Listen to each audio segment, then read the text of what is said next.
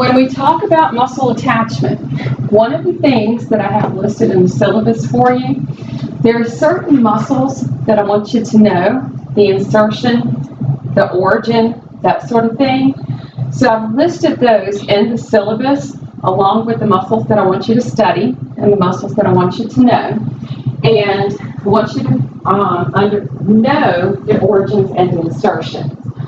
Now, a lot of times, okay, what you're going to find is that the origin will begin on one bone, the insertion to another, and a lot of times they're crossing a joint. Because if we're supposed to have movement, if it was here to here,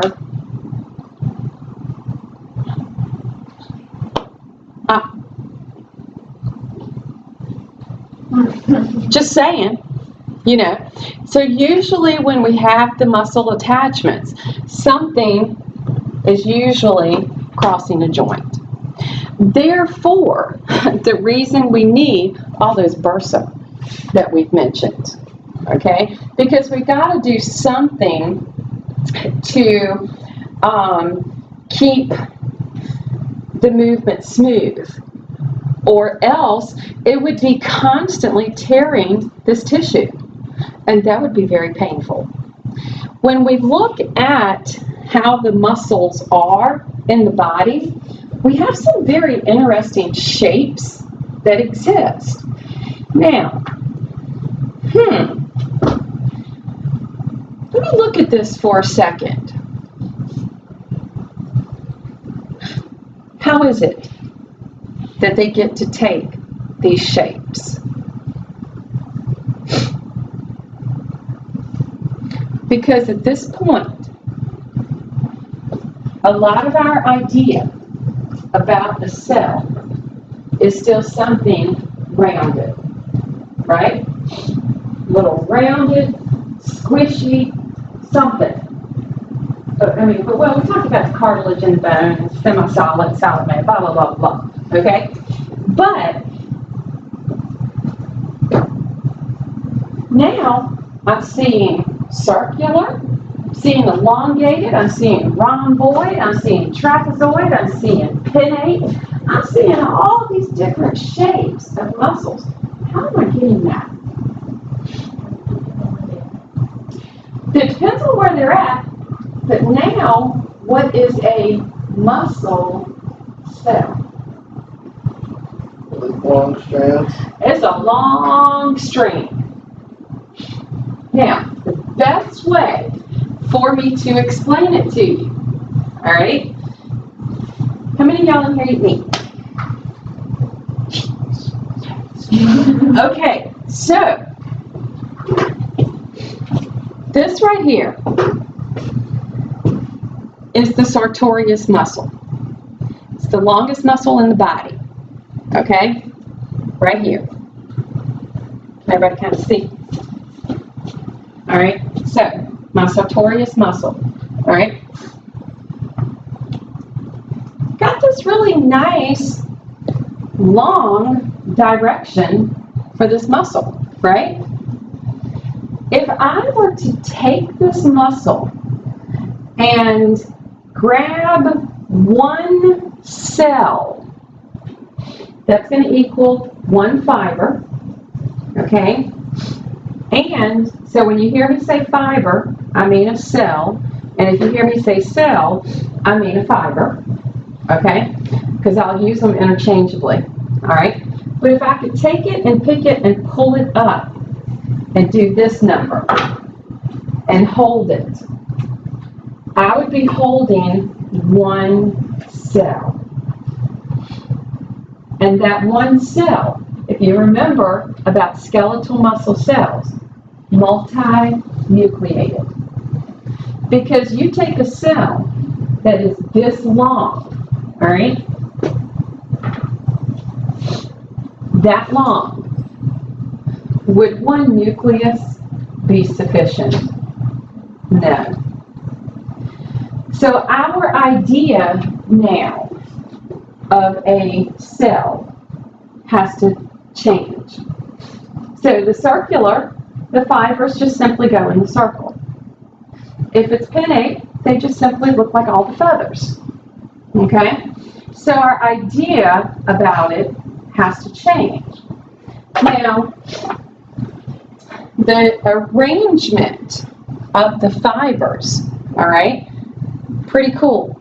That's how we're going to get the different shapes of the muscles. And the shapes of the muscles are going to help us understand, or they're going to be indicative of where they're found in the body. Now, when we begin to name the muscles, we name them based on location, could be size, could be their shape, could be their orientation, could be their origin and insertion, could be the number of heads that are present, or it could be their function, or it could be some combination of any of these. Love this one. Just say that a couple of times. Sternocleidomastoid. I'll never forget when I was talking to somebody and they were doing something like pain right, straight through here, and I'm like, oh, your sternocleidomastoid must be tight. And they look at me and go, supercalifragilistic, oh yeah, and I'm like, oh, I'm sorry. Okay, I remember this.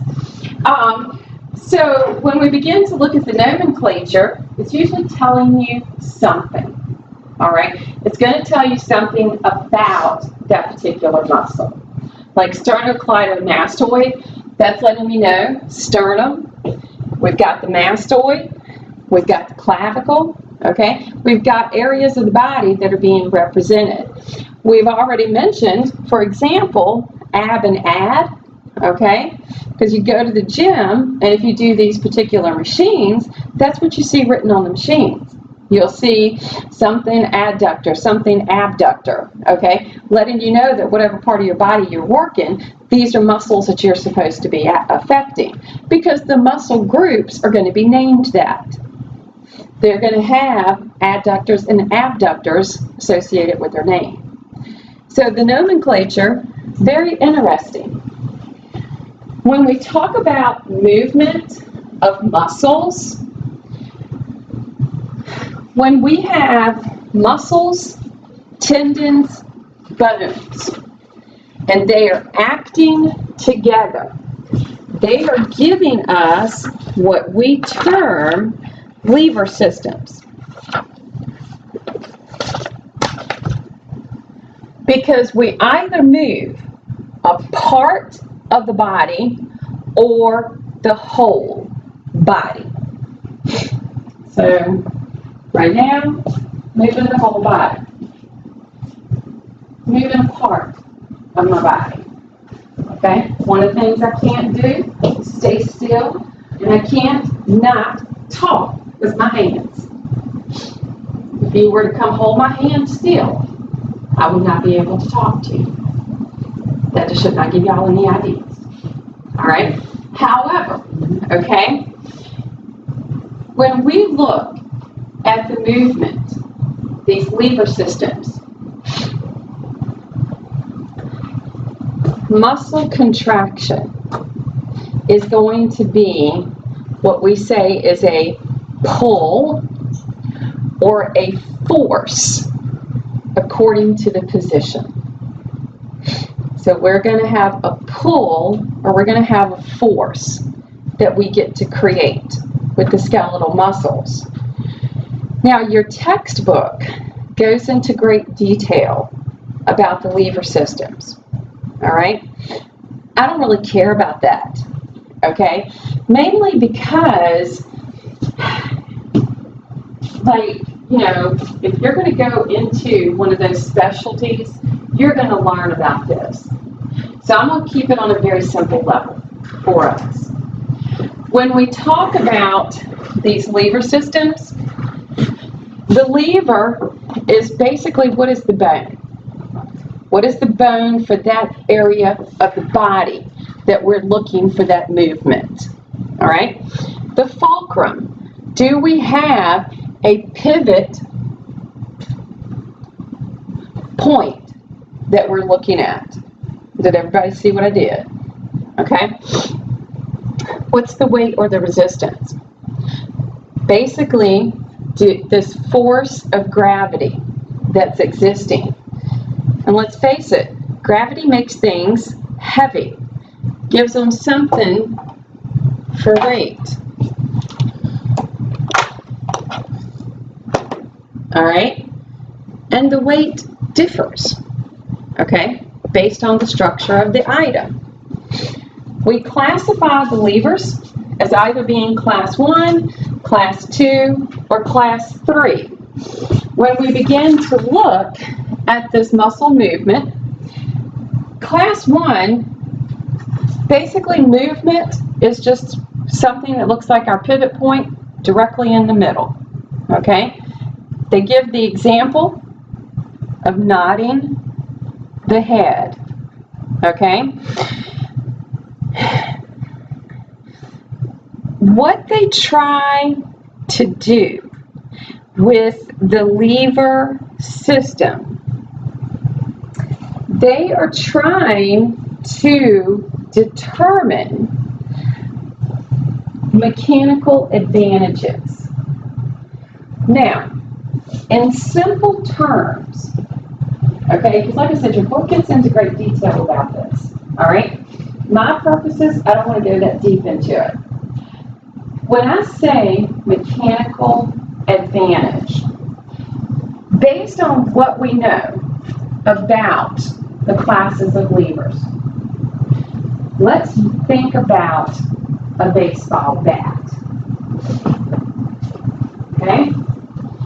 All right, since I don't really have a baseball bat, let me go back to my sartorius muscle. Okay?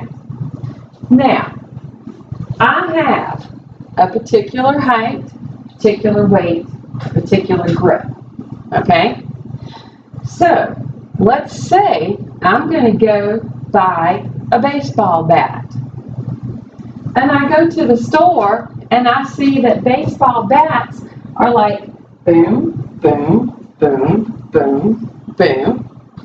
Not only do they have different heights, they got different weights. All right?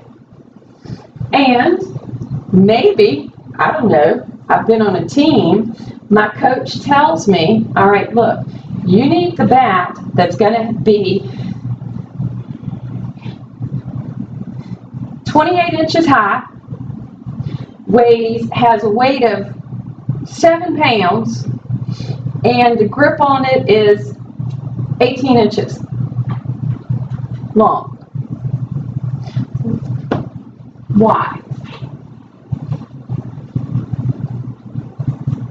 Because what's my overall goal in using that bat?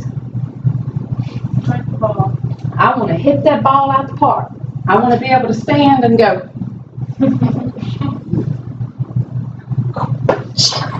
And it goes. Right? All of these actions, because I'm going to have all these classes of levers going, and based on all the areas of my body that I'm using, I have given myself a mechanical advantage to do that. And to use that mechanical advantage that I've looked at, I've determined what my best source of the tool should be, okay? And that's really what they use a lot of this information for. Does that make sense? Not asking you to get really deep into it, because your textbook is going to take you into some math, and it's going to be like, okay, well, we're going to have the force, and we're going to have the pull, and we're going to have the weight, blah, blah, blah. We've got to make sure that we're equal to or greater than 1, blah, blah. Not asking you to do that. I want you to understand the levers work together to give us these movements in our body. Okay? And then parts, like, you know, the bone and the muscle and that sort of thing, all working together. Not asking you to get very deep into that. Now, as we move and get into muscle anatomy,